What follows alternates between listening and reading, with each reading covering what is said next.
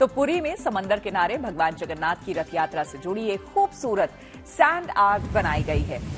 इसमें भगवान जगन्नाथ के साथ उनके रत्न भंडार को भी उकेरा गया है। आपको बता दें कि इस सैंड आर्ट को मशहूर सैंड आर्टिस्ट सुदर्शन पटनायक ने बनाया है। असल में 46 साल बाद भगवान जगन्नाथ का रत्न भंडार खुला है। ऐसे में भगवान जगन्नाथ की भव्यता को दिखाती ये सैंड आर्ट बेहद खूबसूरत है।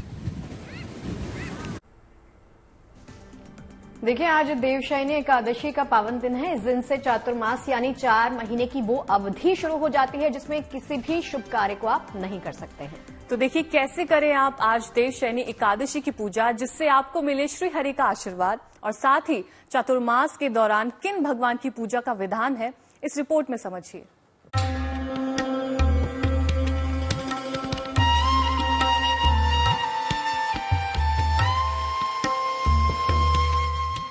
आज है सृष्टि के पालनहार की उत्तम उपासना का दिन।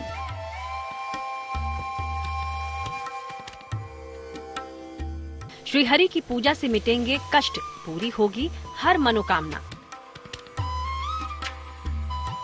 आज देवशयनी एकादशी पर पाएं श्री हरि का आशीर्वाद।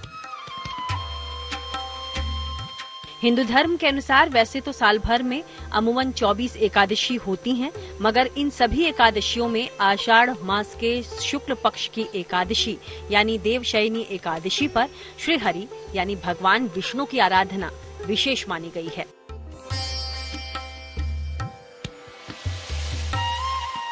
इसलिए आज आस्थावानों ने गंगा यमुना जैसी पावन नदियों में स्नान कर भगवान विष्णु से सर्व मंगल कामना की।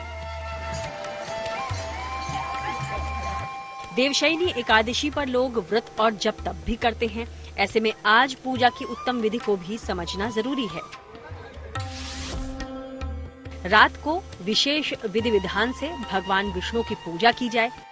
उन्हें पीली वस्तुएं, विशेषकर पीला वस्त्र अर्पित किया जाए। श्री हरि के मंत्रों का जाप करें, आरती उतारें। आरती के बाद निम्न मंत्र से भगवान विष्णु की प्रार्थना करें।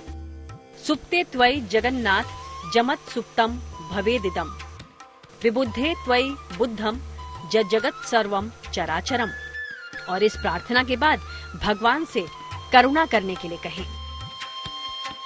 मान्यता है कि अगर आज श्री हरि का ध्यान और उनकी उपासना पूरी श्रद्धा के साथ की जाए तो श्री हरि संग भगवान शंकर का भी आशीर्वाद मिलेगा।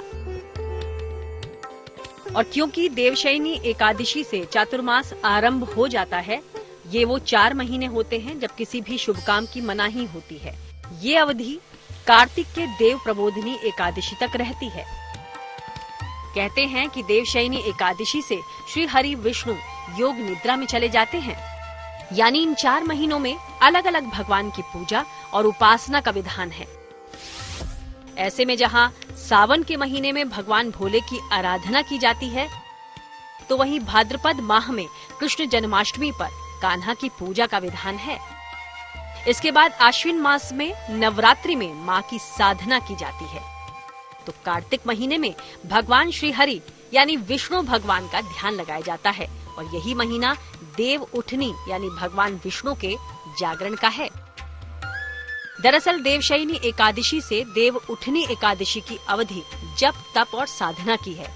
इस दौरान ऋतुएं भले ही अलग अलग हैं, मगर ईश्वर की साधना के साथ ही अपने आहार व्यवहार को विशेषकर साधना ही चातुर्मास का असल उद्देश्य है। यानी ये 4 महीने मन के संतुलन के लिए बेहद उत्तम माने गए हैं। Bureau report, good news today.